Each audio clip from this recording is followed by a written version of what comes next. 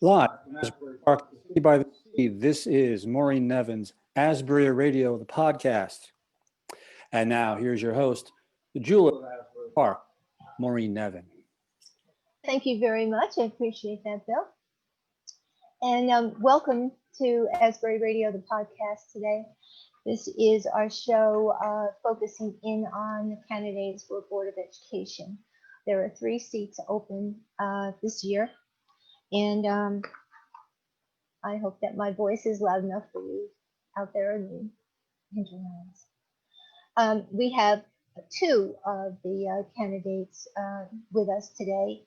There's a lot of birthdays going on. I understand that 9 months ago it would have been New Year's Eve, so a lot of birthdays.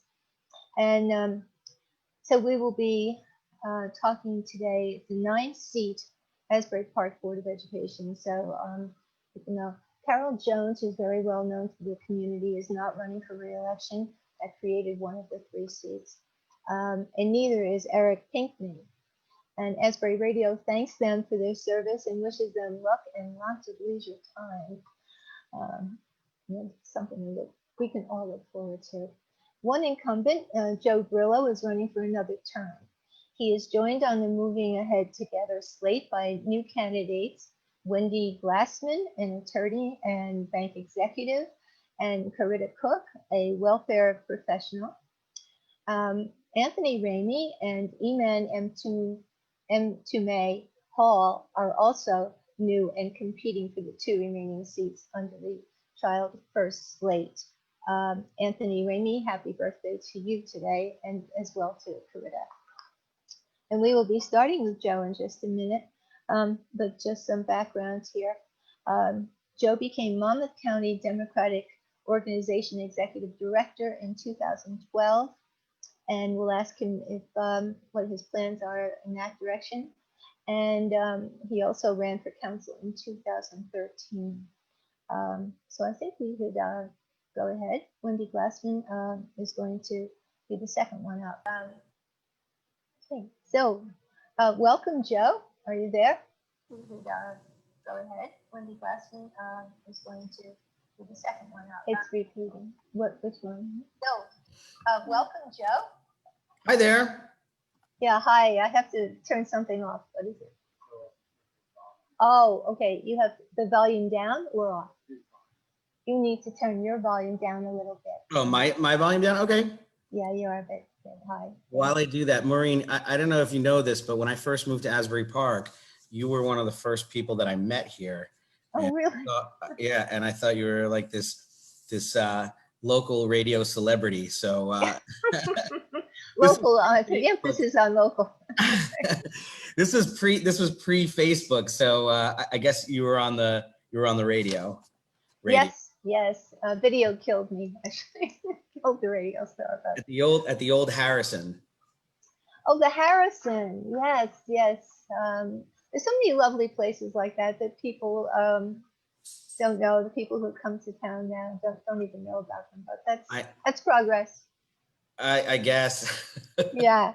So, do you prefer Giuseppe or Joe?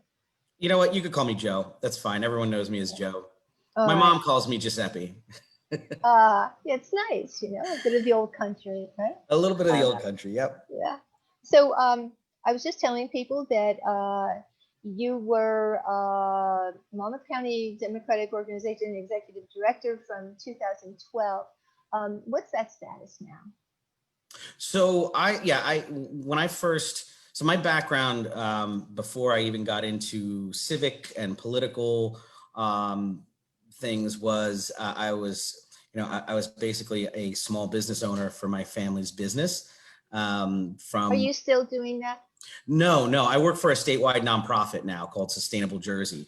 But from as old as when I could hold a broom up until my mid 30s, I was working for my family's business and became sales director and then a principal of the business with my cousins as well. What was the nature of the business? It was, I don't know if you may have heard of it. It's called Ideal Tile. It's a tile, marble, granite importing company. Well, I worked my first job out of high school I didn't have the privilege of going on to college. Surprise, we don't have the money. But I went to work for Garden State Tile Distributors Yep, in know them very well. Roselle. Yes, and I had a little card from my Burroughs Sensomatic machine. It said Ideal Tile, and I was the one who was billing you guys, and also putting your payments in there. Well, luckily we paid our bills. That's good. But after that, I went back to grad school to get my master's degree in global affairs, and I was actually looking Global to. affairs. Oh. Yeah. I was actually on track to work for the State Department, and then Marilyn Schlossbach, and at around that time is when I moved to Asbury Park, and Marilyn Schlossbach had announced her run for assembly. For state assembly, she was running with Vin Gopal. That was 2011, and I just called her up and said, "How can I help?" And she dropped out of the race. Vin kind of saw that I was, I had pretty good work ethic, so he hired me on his campaign. And then the next year, when he became chair, he hired me as his first executive director for the Monmouth County Democratic Organization. I did that for about 2 years. And then I ran for Monmouth County Freeholder in 2014. And then did that. Didn't win that time, but got a lot of experience in terms of what you have to do to listen to the voters and knocking on doors. I knocked on 8,000 doors in that race. And then just to kind of balance out my karma with politics, I decided to jump into the realm of nonprofits. So I was development director for New Jersey Audubon Society for 2 years.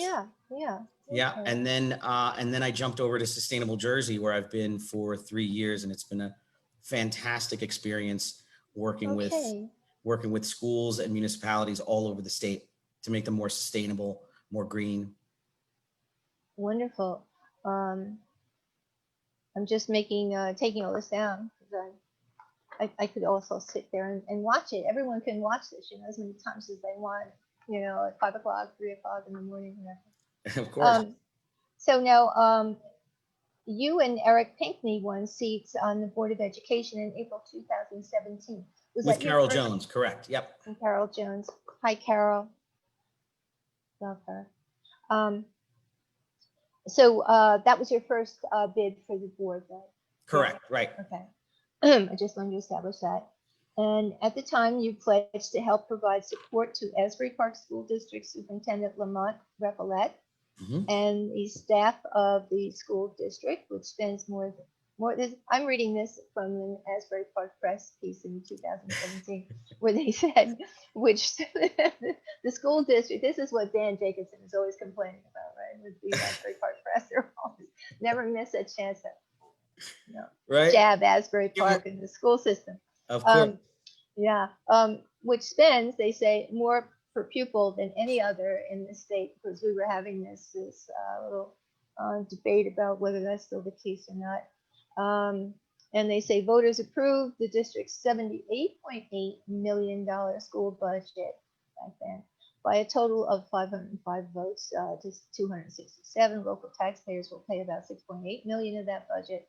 New Jersey provides over 55 million in aid. This is what I'm always saying when I write my op-ed pieces. Sometimes they run them actually, and I always try and say, people all over the state should care about this, because this is your tax money. These are your Absolutely. tax dollars. Maureen, you hit the nail on the head. This is, it's always good sport to, and not just good sport, but it's also a great, obligation of a voter to be concerned about national politics and all the stuff that's going on, especially with the toxic environment that's going on nationally, politically. But at the end of the day, your tax dollars that fund the schools, that fund the roads, that fund, filling potholes, those are the things that really affect people, immediately in a real visceral way. And sometimes it's not the sexiest thing in the world, but it's the thing that really your tax dollars, it impacts you right away. Yes, and we're going to talk a little bit more about the larger picture tax-wise. but I want to make sure that I get to all of my questions for you. Now, let's go to the cost per student, because people are throwing that number around a lot. And you were saying today that 45 million per student is not really an accurate number anymore. Well, And I definitely not believe- 45 million per student, but 45,000. Oh, I'm sorry, 45,000. My God. Yeah, really, we'd be in big trouble. And, Right. well, we are in big trouble. Right. Well, Well, so play that down too much. Mhm. Yeah, but you said 29,988 per student.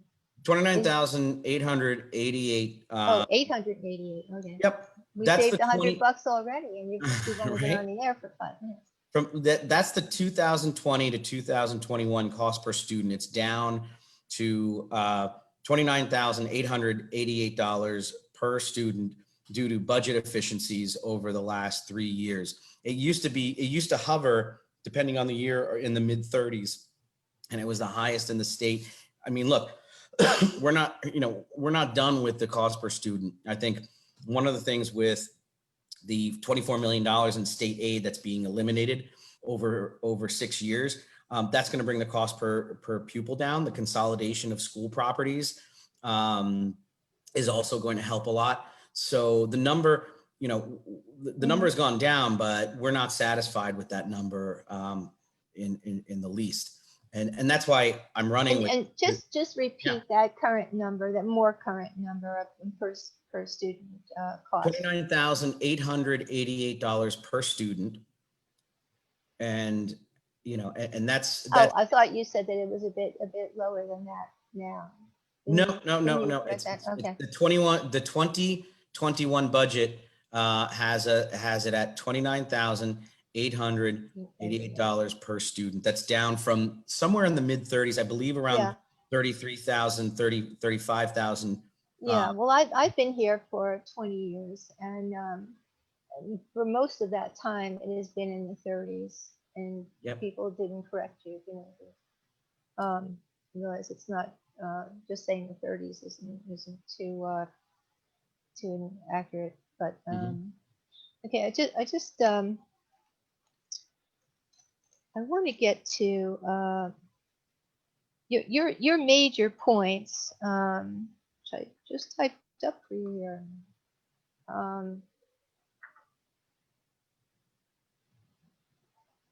Right.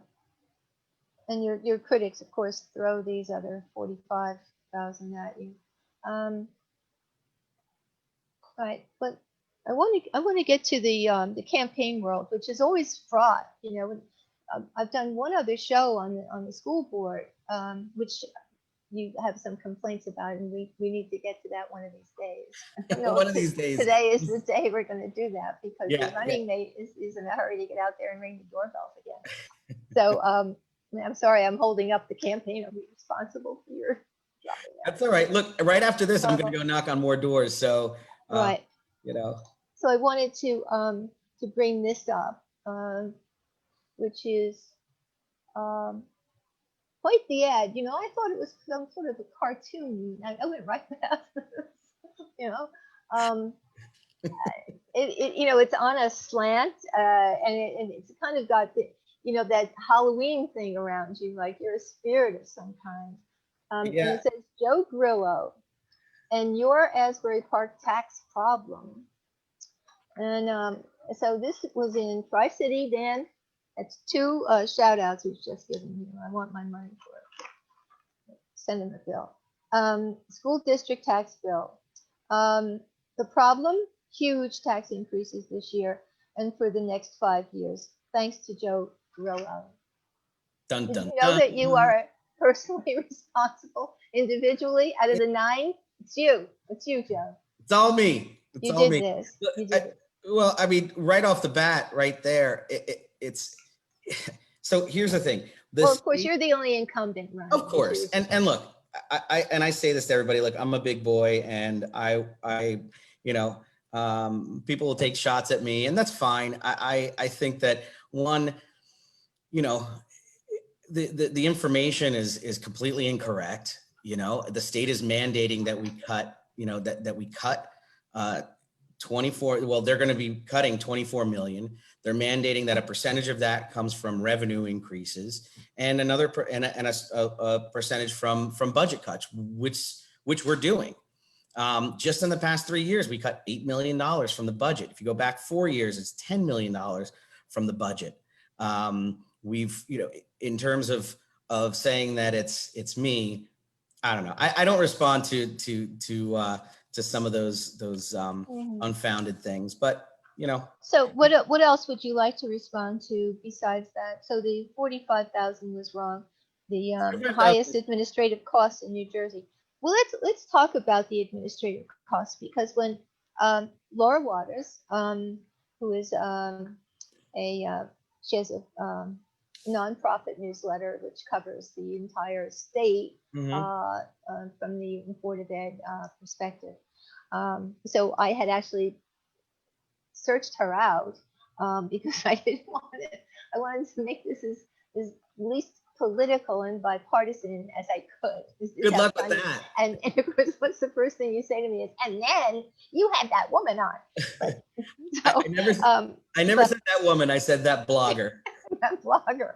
All right, there you are. But I really want to ask you about the administrators, okay? Because I was just looking at my notes from that show, and that was staggering. Okay, here. Okay, there is one administrator for every 78 students here in Asbury Park, while the state average is one administrator for every 160 students. Right. And it's great cost now. Mm-hmm. And here's in terms of the administrator per student ratio, it's going down. It's not going down fast enough. Well, what are you gonna do? What can you do about that? Well, I'll set the stage, and then I'll tell you exactly what Wendy, Karita, and I plan on doing about it. Well, first of all, we've cut administrators, to the point where, the last budget. Well, wasn't that how you got the last budget down?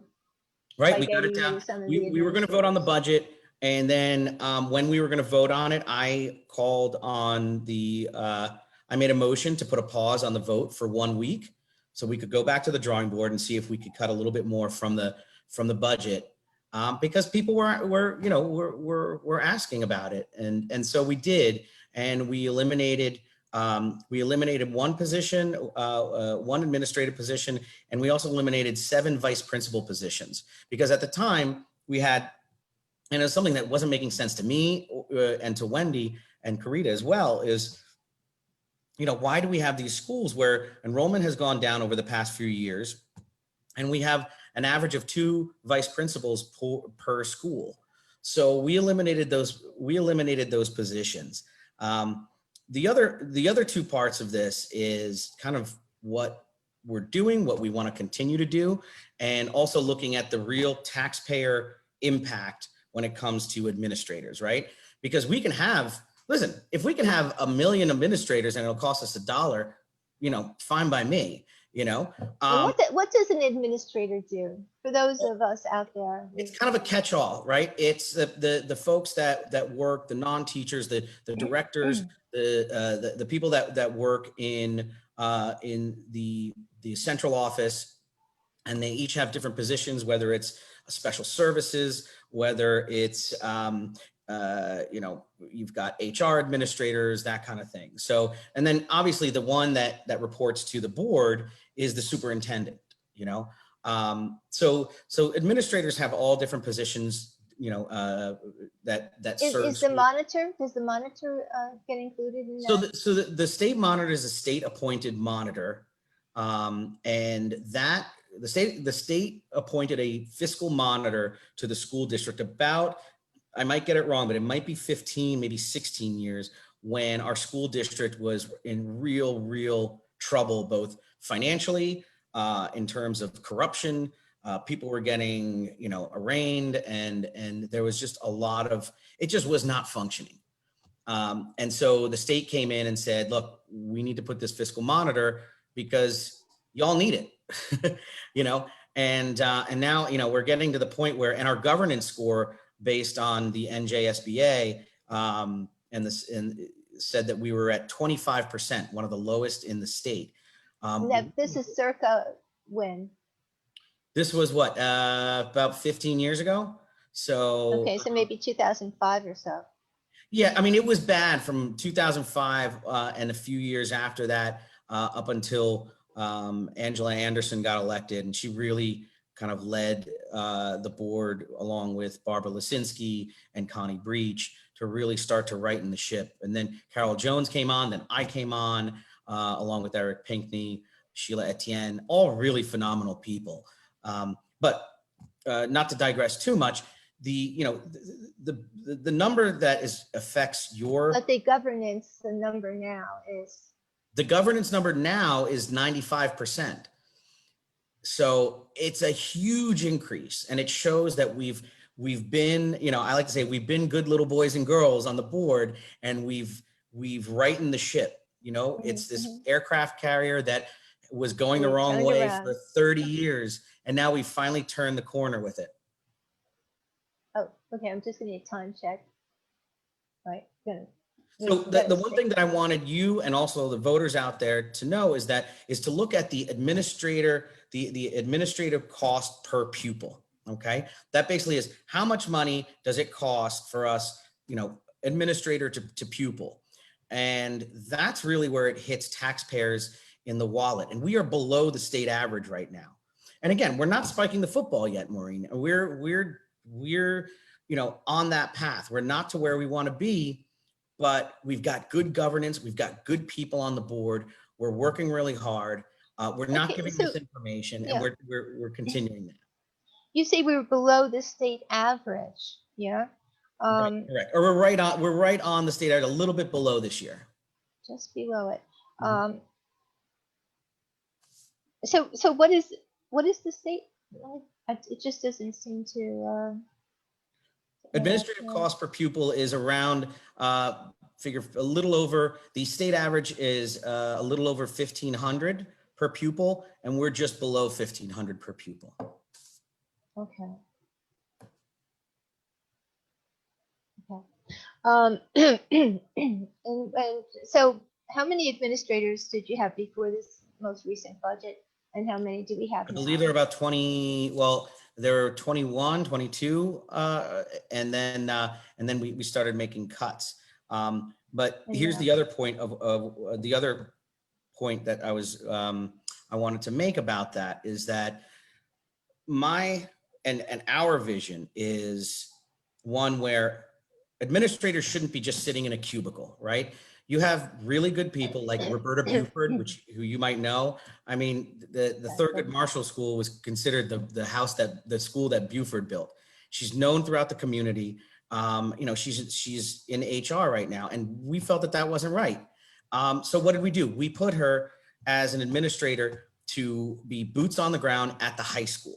And of course, COVID hit, so that kind of put things into a tizzy. But for me, it's not just about how many administrators, it's about getting the most bang for your buck. So if our administrator cost per pupil is just below the state average, the next thing to do is to make sure that we, one, do an operational audit to see if there's any redundancies in the various administrative positions and try to consolidate that. But with the existing administrators, make sure that they're not sitting in a cubicle somewhere, but they're actually assisting the principals and their actual boots on the ground, the eyes and ears for the central office and also for the students. And that's really the most effective way to use our administrators. Well, that's, it's very comforting. It's very promising to hear this. Now, how are you going to tackle this, though? It sounds very similar to what people have always been asking about the council. They wanted the council to have some sort of a periodic, consistent review of the departments, where each department head would appear before the council, maybe in the workshop session, but more preferably in a session where the public could comment and ask questions. Well, because when the budget comes out, that's where you see those those totals that kind of put your eyes on. And so as a board member, we can't get involved in personnel, but we can definitely take a look at the actual positions themselves. I don't know if you've ever seen the movie Office Space, where the company brings in the two Bobs to come in and basically say, okay, what is it that you actually do, and take that information in, assess it, and see where there are any redundancies and where we can cut and where we can consolidate different positions. And that's something that is a vision where we want to bring that the three of us, Karita Cook, myself, and Wendy Glassman, it's right on our platform. We have a very detailed plan of everything we want to do with quality. So will you actually monitor? So will you monitor the practices, so that they're not sitting in the cubicle? How Yeah, will you? That's something that luckily our superintendent does report back to us. But I think it's more about analyzing the various positions. And the other thing is that we also have to look at, as we make these cuts, there's going to be some painful decisions that are not going to be popular, but before we go to cut teachers, let's first look at the administrative positions. And if we can consolidate there, maybe it's even taking, administrative assistants and assigning them to more than one administrator. But these are all things that, we'll be able to analyze. You wouldn't be able to, like you're saying, you're not a hands-on with the staffers. You can't do that. You can't. So what are you going to do? Make suggestions then to? It's making suggestions based on the positions and clarify the roles of the positions, and most importantly, make sure that we optimize those positions. That if they are going to be there, that they, there aren't two hands reaching for the same pile of documents. You know what I mean? It's about making sure that they're on the ground, that they're in the schools, and that they're the eyes and ears of the school and also the administrators. Right. So who do you go to as a board? What is that entity that you need to go to when you say, well, we found these deficiencies and we think it would work better if you did such and such? Who do you say that to? Sure. So the only employee, essentially, the only person that we that we have jurisdiction, for lack of a better word, over is the superintendent. So that's the person that has to make sure that we get regular updates on that. And here's the thing with these budget cuts and with everything going on with, consolidating everything within the school district, those reports happen on a fairly regular basis. We think it should be more of a more regular thing than as it is. What is the frequency now of the board reports? Well, usually it's whenever the positions are up. It usually happens, every 6 months. Some of them once a year when their contracts are up. So with me, it's always about, let's put the brakes on things a little bit and make sure that we analyze these positions in a way that's a little more thoughtful. But is it quarterly reports that it would be the superintendent giving the board the reports, correct? Right. And we get what's the frequency of that now? We get monthly reports on different statistics that have to do with the school, whether it's enrollment, whether it's things like administration, administrator per pupil. But I'm just trying to get at what the frequency is that you would rather have. So it's monthly now? It's let's say every few months, but for me, it's more about the quality of the positions than the frequency. Most of the contracts are up, once a year, and various positions. But for me, it's more about looking at the quality of the positions and making sure that we don't have any redundancies in there. Because that's the killer, right? That's the thing, even for companies. You want a company to run. I'm getting told I'm out of time now, which is only important because of your time. And time flies. And Wendy's time. But I have another question for you. So, it's my show. I can do it. You know, come on. Let's say I'm Maureen Nevin. I don't think I Right. would do that. But I want to ask you about how you work, how the board works with the council, the city council, because Yeah. because we get a lot of questions. I cover a lot of the meetings, just for fun and giggles. But we always get this question. What's happening over there? How come the graduation rate is so bad, and the budget and it's outrageous the money we're Well, the spending. graduation rate isn't bad. But I'm just referring to Look, this we went kind from of 49. cloud. But Let me clarify that. Our budget, our you might as well graduation give it rate to went from 49% in 2014 to 85% this year. that's And wonderful. more of the students are choosing to go to four-year colleges in decades now than ever before. Yeah, but my point was, though, the council will always say, that's the Board of Ed. We have no jurisdiction with them. We're completely out of that. Now, the lie, though, there is when someone wants a tax abatement, and we're looking at trying to get more affordable housing into that building that entity wants to build, right? There's that the question is, well, what are we going to do about the no ticky, no washy element, which is, I can do this, I can build it and it's going to be beautiful, but I have to have a tax abatement. And in most cases, that tax abatement is fashioned, is formed so that there is no school tax being paid by that entity, that building. Yeah, And, and if it's a condo situation, it's the condo owners. So I want to ask you, do you ever approach the city and other communities? I'm sure you probably know this because you're a very academically inclined person. You are. Gosh. There are other communities which require, which actually there is a bill that I'm going to talk to Wendy about, which has been coming up year after year on the state level, and it never gets beyond. Where and it's very much like the other states that have successfully done this, where the council would have to consider in some fashion, however they form it. It might be that they have to get permission from the school board before they can do a tax abatement, or possibly have to go to the expense of doing a what's the word I want? Not efficiency.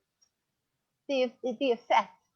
Okay. I'll come up with you'll probably come up with it. Well, I mean, but in other words, the effect on the city, or the effect on the school, in this case, of giving that tax abatement before any is offered. It would actually be, a study that would say, okay, at this rate of an abatement, this is how it affects the ability to collect this money to make the budget.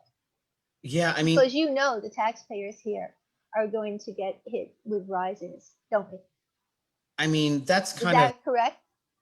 Well, I mean, you're right. It's something where with the $24 million in state aid going away, it's a formula where a certain amount has to get raised, right? So this year it was 2 million. We shaved another $500,000 off of that, and then we have to cut 3 million. That was just this year. So the way I look at it is this: I understand why the city back in 2002.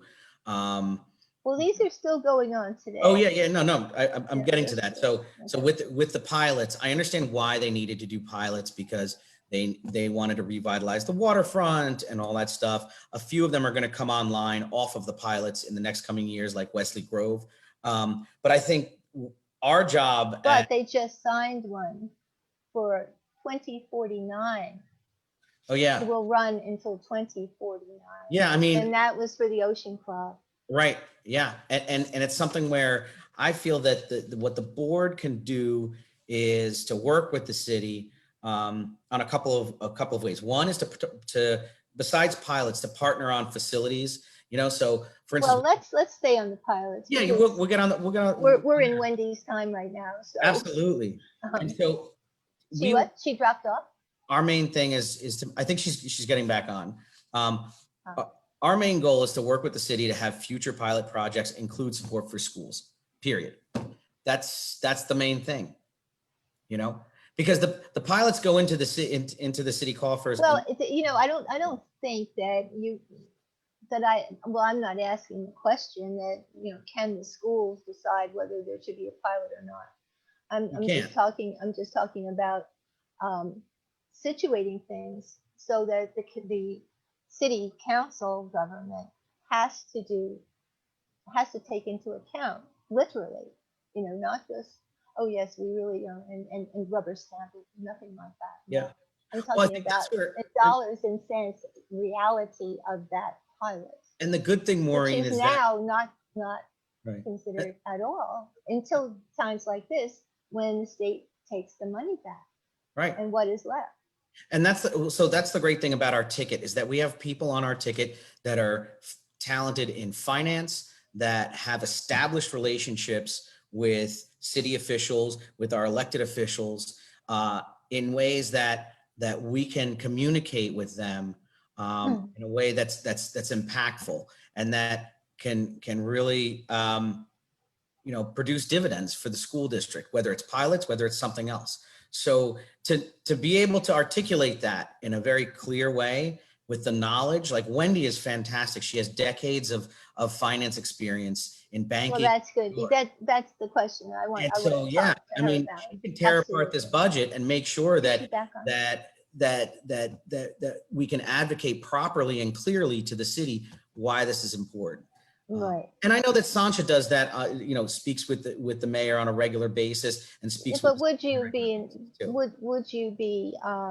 willing to push for that, to push for it to be a process, that it would have to take place, not, just, this mayor was willing to do it, maybe next one won't. I mean, something that would be institutionalized. I think so. I think that's a great idea, Maureen. Okay, well, that sounds like a good place to stop. Great idea, Maureen. The end. One again. So that's a feasibility studies in my senior moment that came back to me. That's what we want, because we can't do willy-nilly anymore. Oh, gee, maybe we shouldn't have done such and such, or maybe we should have shaved a couple of percentages off of that deal. I'll end with this. The greatest investment we can make is in our children, and it's our job as school board members and as residents and as voters to commit to that on a regular basis, and recommit to that on a regular basis, and to make sure that these children, we invest in them so that they're career ready and life prepared. Right, because right now that money's coming out of that budget. You take the tax revenue as the abatement. We're seeing great dividends, but we're not done yet. We're seeing great dividends right now. Yeah, but what I'm saying is, but we're not done yet. Yeah, you don't want to take it from the kids. It's not the place. Yeah, we can agree on that. Yeah. Okay, good. And good luck to you. Get out there, ring those bells. All right, I'm gonna go knock on doors. Bye. Knock on those doors. Thanks very much. Okay, so we're just waiting now for Wendy Glassman to join us. Hey, Wendy. Hi, Maureen. How are you? I'm well, but this was not Good. the format that we had agreed to at all. So I was what? waiting. I've been on the Zoom for 55 minutes on a black screen. So 55? Well, yeah, I guess since you're 3:30. including. Oh, so that's the setup I thought the time. understanding was that we would hear each other, not be blacked out. I thought she was.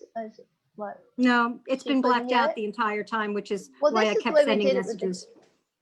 This is what we did during the council interviews. I thought they could hear. They could hear each They- other. They could hear each other. Yeah, it was not enabled for me to do that. I was blacked out. I was told to Oh, I'm wait for the sorry to host. hear that. Yeah, no, because that's not what I described to her at all. No, not at all.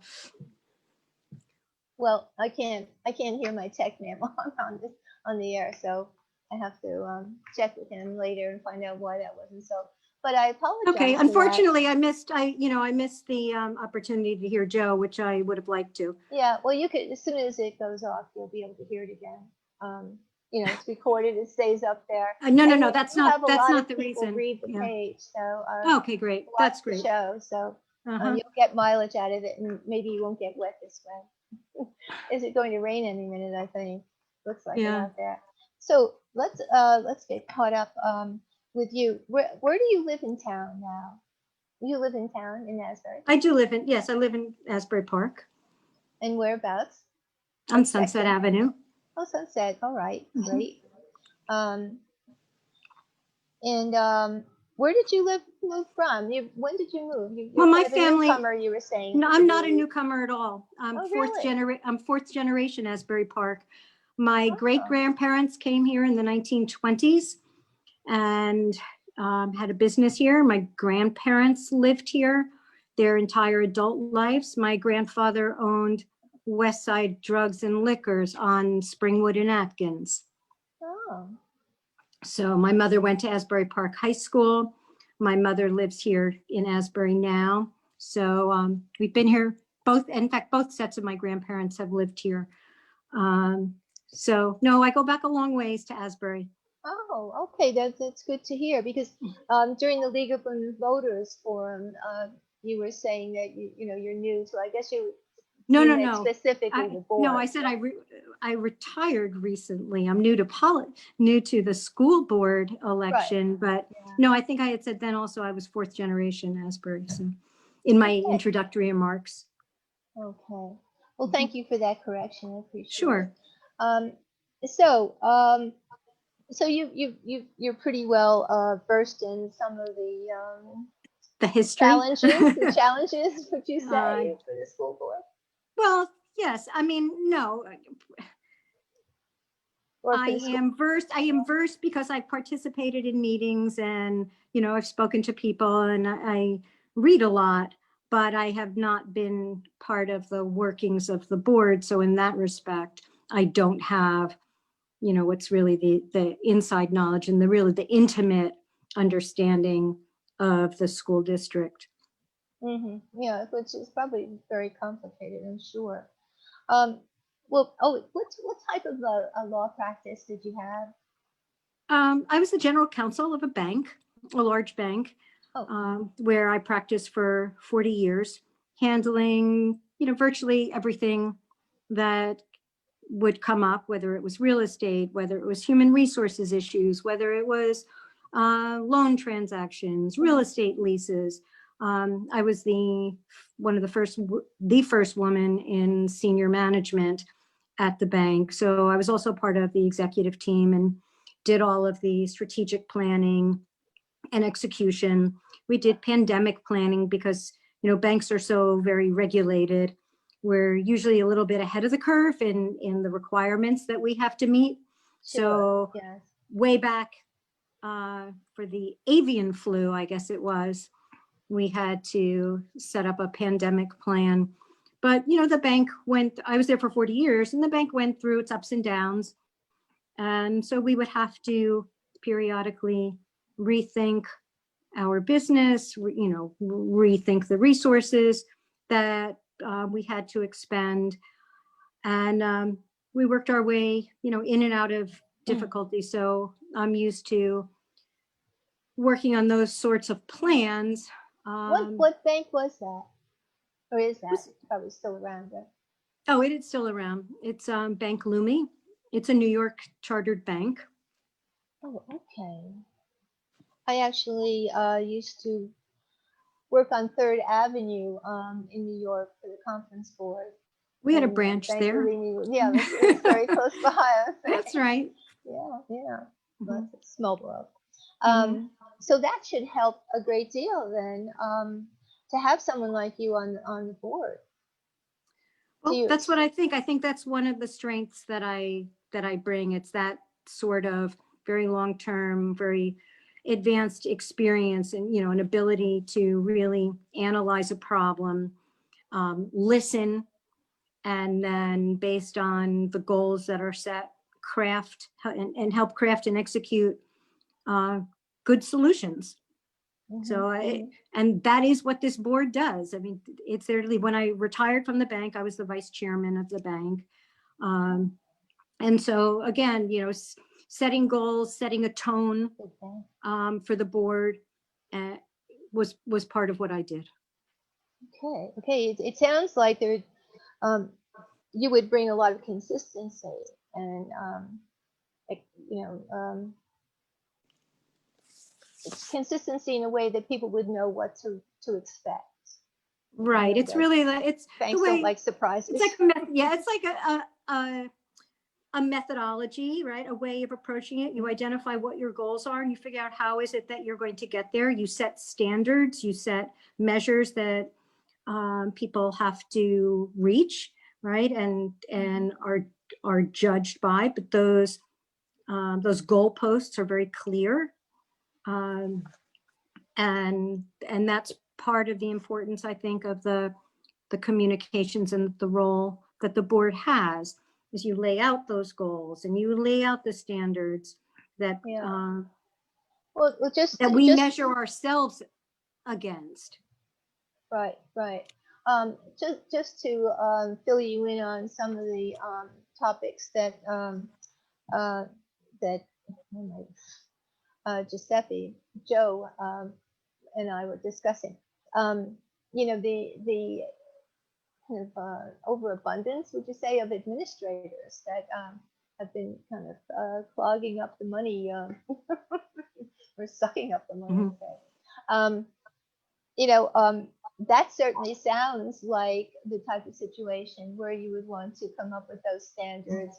And he was talking about, you know, better management of their time or where they are situated in the overall operation of things. Right. Well, you have to remember, you know, what the role of a board is. I mean, the board leads, the board sets goals.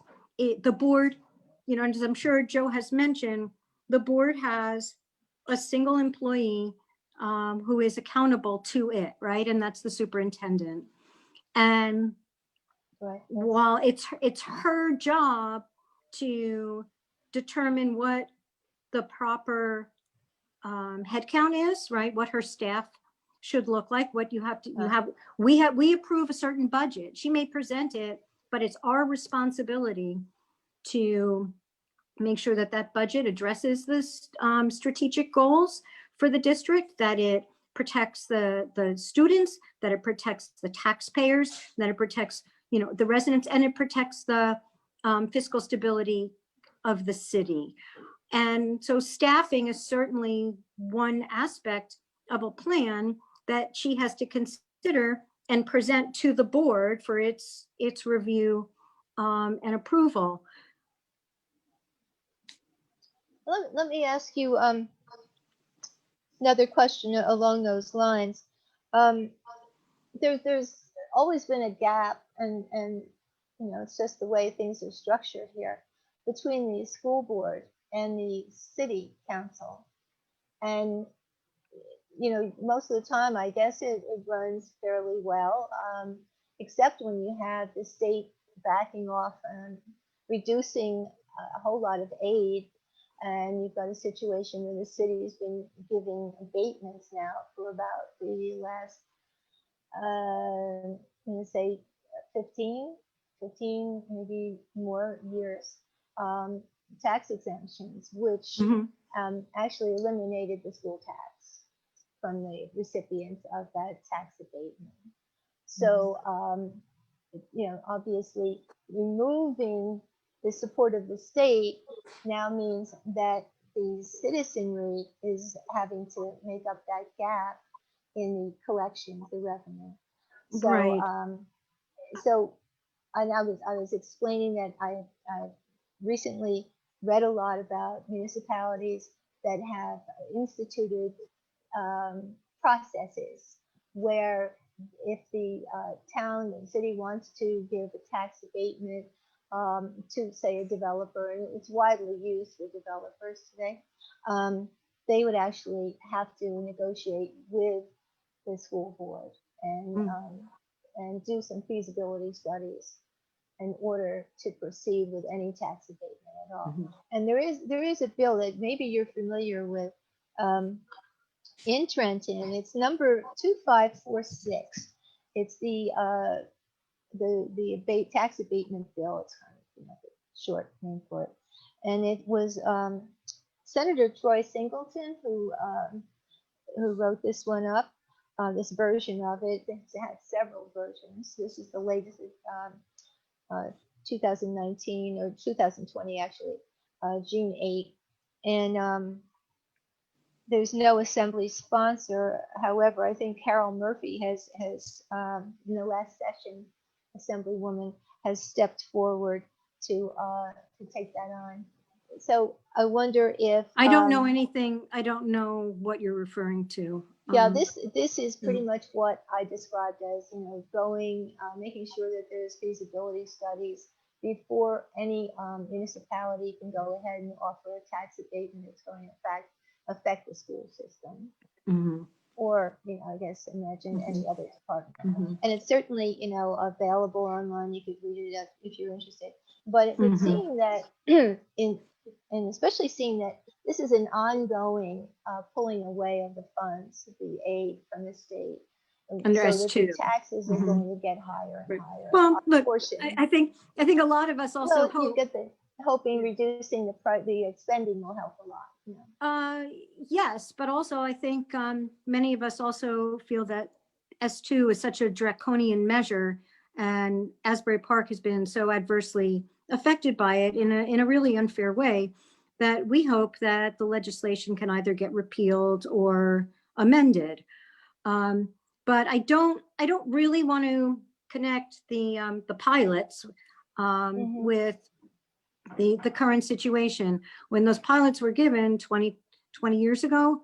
No, they're still ongoing. Well, no, they're ongoing, but they were given at a time when the city was in a very different situation, right? Where you didn't have development and there were incentives that needed to be given for this city to come back. Remember, I in one way or another, I've been around this city since 1960, say, as I can remember, at least from the time I was 5 years old, right? When I was old enough to be aware of something in this city. And I've seen,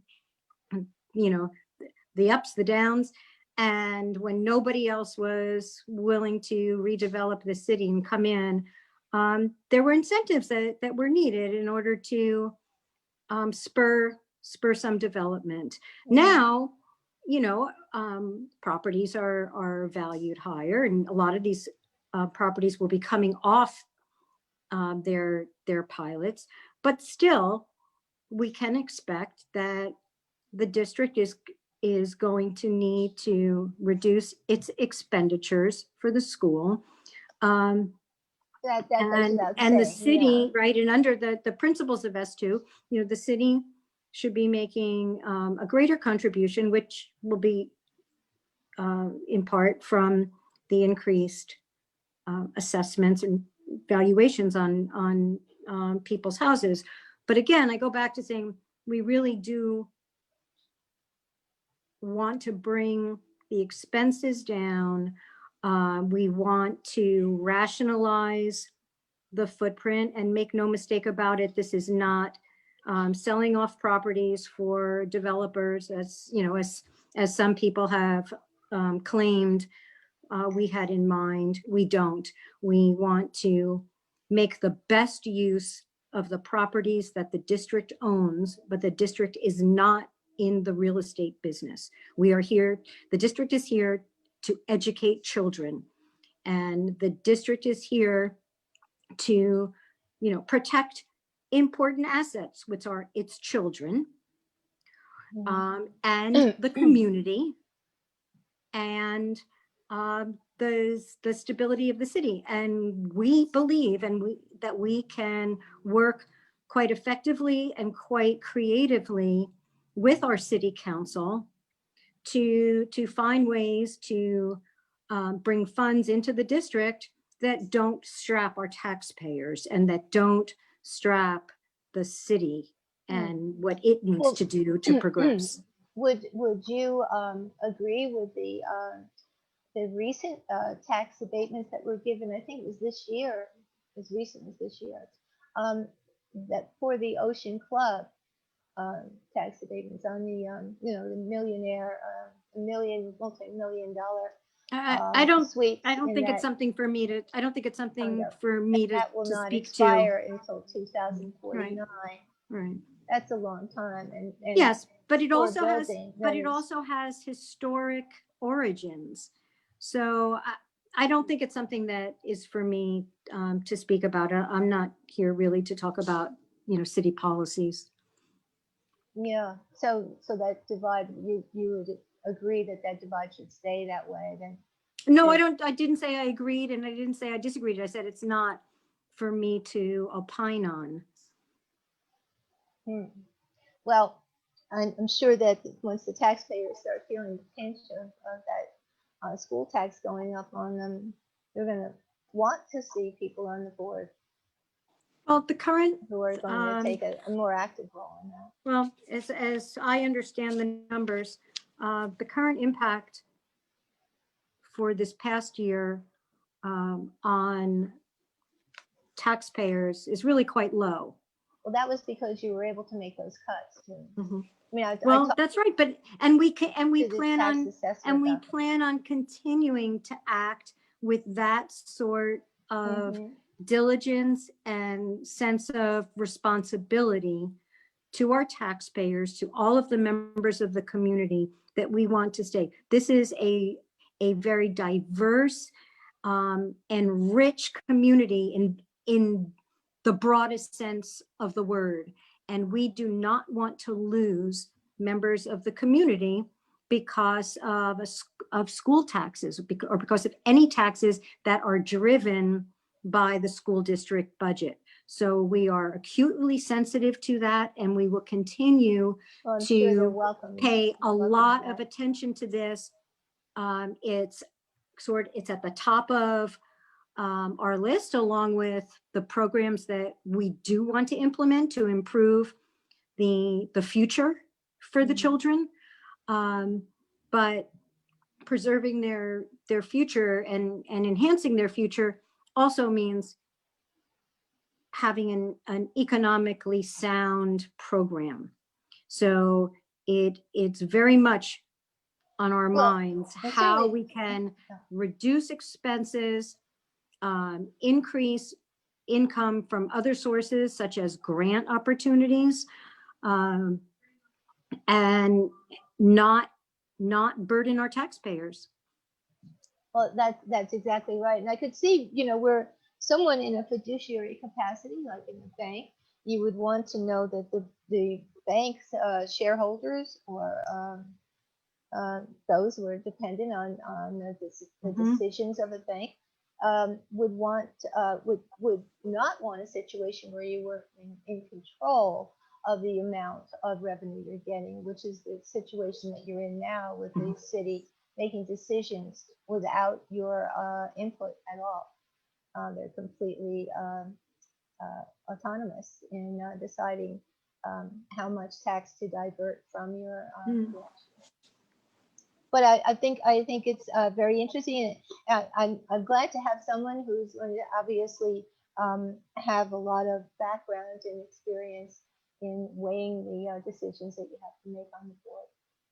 Welcome, and good luck with the campaign. Thank How's you. it going out there?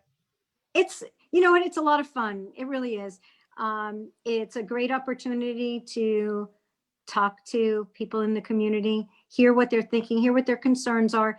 And what I've been finding in a lot of my conversations is people asking how they can help. There are, again, I go back to the richness of the community and the experience, the professions, the professional background that people have. It's so varied, and there has not been a single person that hasn't said to me, I'd love to come into the school district and, talk to the kids, tell them about my career, tell them the strange path that I took to it, that there are so many different careers that kids in Asbury are unaware of. Yeah, yeah. That,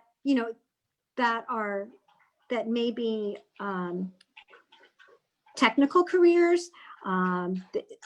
They are in the technical arts, the vocational arts, the performing arts, whatever it is. There's all the, somebody has an idea of what the performing arts is, but they don't know about all the stuff that goes on behind the scenes. And I think that so many people have said, we'll come in and talk to them. And that helps light fires under kids. It gets them engaged. And once the kids are engaged, they want to learn more. Yes. And yes, so yeah.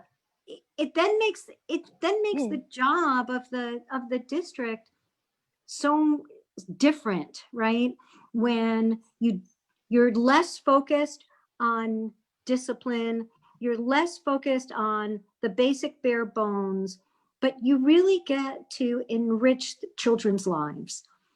So that's really been the most fun thing about going out and talking to everyone, because we now we have a long list of people who are willing to be a part of this. Well, and that's good again, to know. yeah, people make these contributions, and you never know the ways in which that too reduces the budget. Right. And that's the bottom line. Yeah. Well, I wish you a lot of luck with your campaign. Thank you so much. Thank you so for very taking much. the time away from it today. Thank you. Sorry we had this little snafu, but it's all good. Yeah. Okay. We got it across, which is Yeah. good. Okay. Thanks Stay so well much, then. Wendy Glassman. You're very welcome. Thank you. Bye-bye. Bye-bye. Okay. Well, I think that's a wrap. We've got 5:05.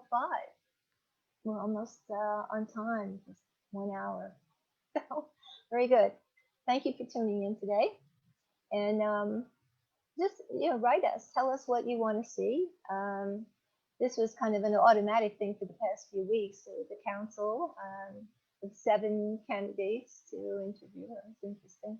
And I would just send an invitation out to the others who were not able to come on the show, who are campaigning for the Board of Ed. We could possibly do something next week, and it's up to you.